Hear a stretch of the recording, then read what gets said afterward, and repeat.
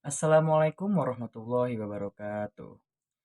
Halo semuanya, kami dari kelompok 5 ingin menyampaikan sebuah studi kasus dari perancangan e-bisnis dari PT ABC.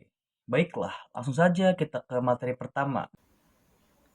Sebelumnya, saya akan memperkenalkan anggota tim kami, yaitu yang pertama, saya sendiri, Rian Tanesa dengan NPM 049, lalu ada Jamie Aldiviali dengan NPM 058, kemudian ada Juan Albert Nathanael dengan NPM 051.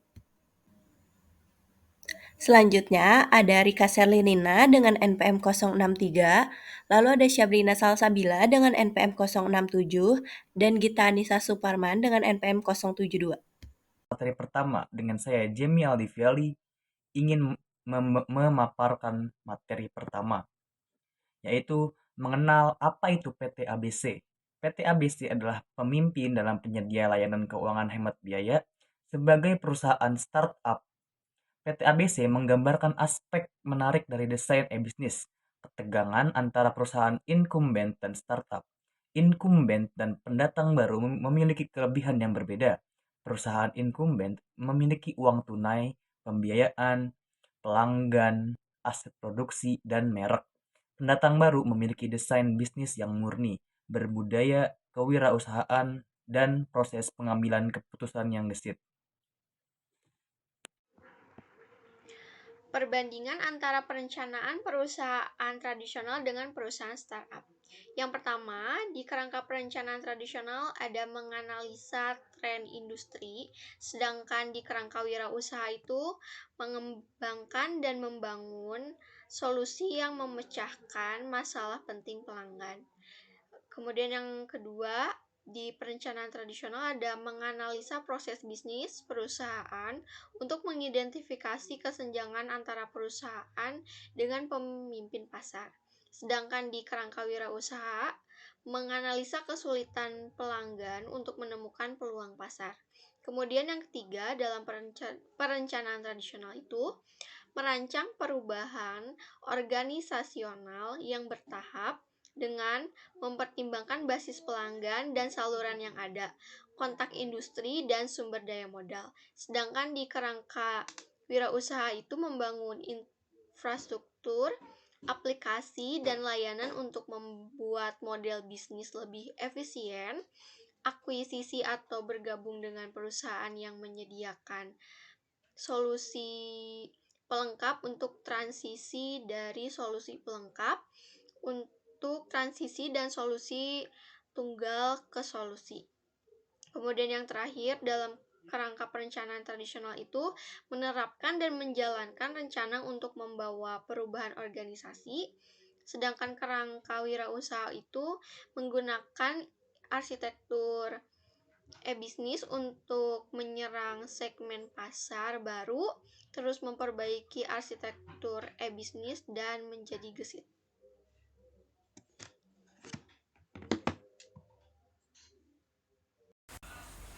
Selanjutnya ada asumsi tentang pelanggan.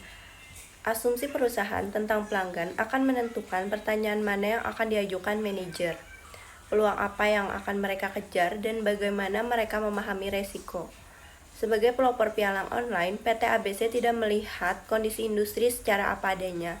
Dia menambahkan nilai pada bisnis pialang tradisional dengan menawarkan layanan 24 jam, diskon harga yang signifikan karena keunggulan biaya yang melekat pada web, dan akses langsung ke informasi seperti harga saham, berita, dan grafik.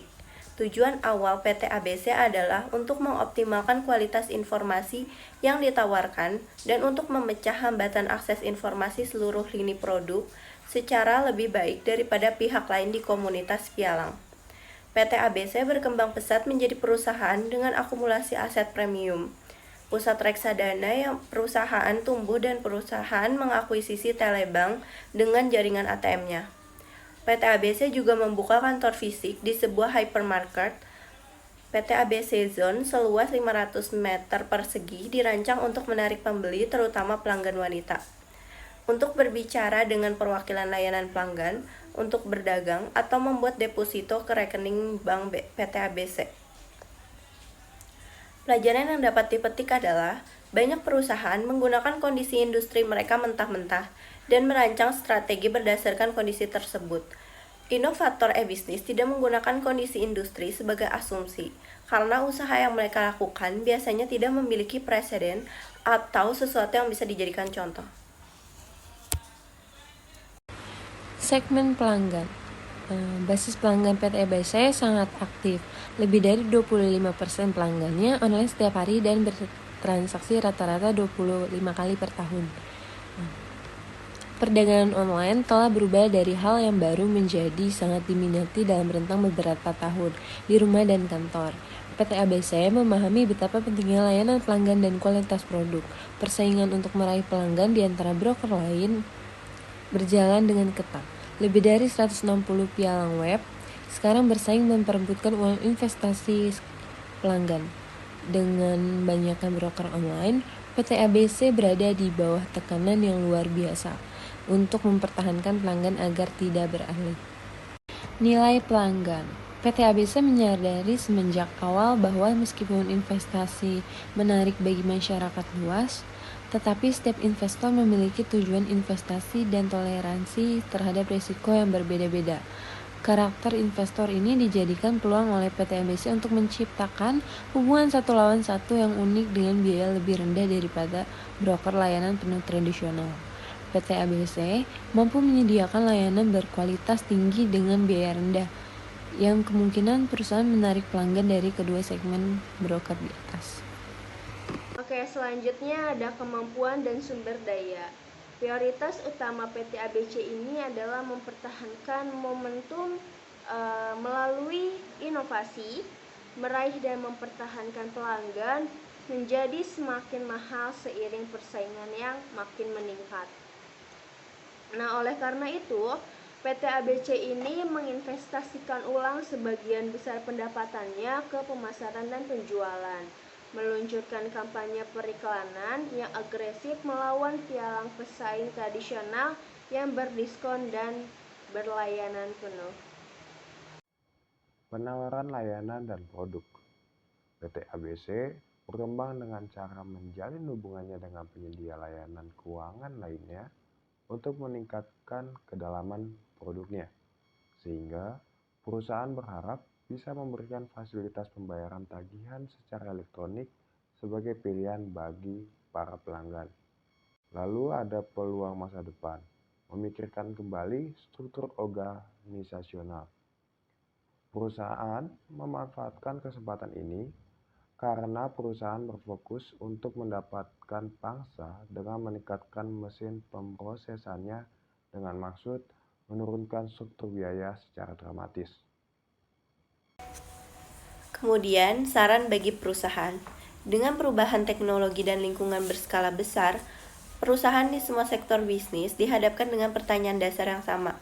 Bagaimana seharusnya bersaing di industri? Apa tujuan yang penting? Bagaimana mencapai fokus jangka panjang dalam persaingan yang semakin kompetitif? Jawaban atas pertanyaan-pertanyaan ini merupakan inti dari perencanaan strategis. Namun, menyelaraskan inovasi dengan strategi ditambah dengan eksekusi secara disiplin adalah cara yang paling signifikan untuk menciptakan nilai. Mengapa? Karena inovasi membutuhkan pemikiran di luar kotak. Tantangan terletak pada memelihara pemikiran semacam ini sambil memastikan bahwa hal itu tidak bertentangan dengan tujuan strategis perusahaan. Beberapa orang menggunakan perencanaan strategis e-bisnis untuk membuat dokumen tertulis yang hanya akan berakhir berdebu di rak. Perencanaan strategis bukanlah skema tertulis, melainkan secara sistematis. Dalam memahami apa yang ingin dicapai perusahaan, mengidentifikasi cara terbaik untuk mencapai tujuan perusahaan, dan secara efektif mengkomunikasikan hal-hal spesifik untuk mencapai tujuan ini di seluruh tingkatan perusahaan. Sayangnya, proses ini bisa memakan waktu yang lama, sulit, bahkan tidak menyenangkan.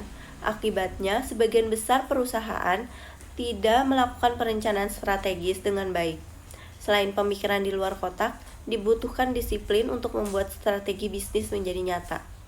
Kesulitan dalam menciptakan strategi bisnis seringkali diperparah oleh eksekutif yang terlalu fokus jangka pendek untuk memperhatikan isu-isu jangka panjang. Karena pasar saham sangat ditekankan pada hasil kuartal demi kuartal, eksekutif sering berkonsentrasi pada manajemen keuangan dan pertumbuhan melalui akuisisi dan konsolidasi. Meski penting, unsur-unsur ini tidak memajukan nilai inti perusahaan. Perusahaan yang kuat dibangun berdasarkan inovasi dan produk baru yang diminati pelanggan. Thanks for watching guys. Wassalamualaikum warahmatullahi wabarakatuh.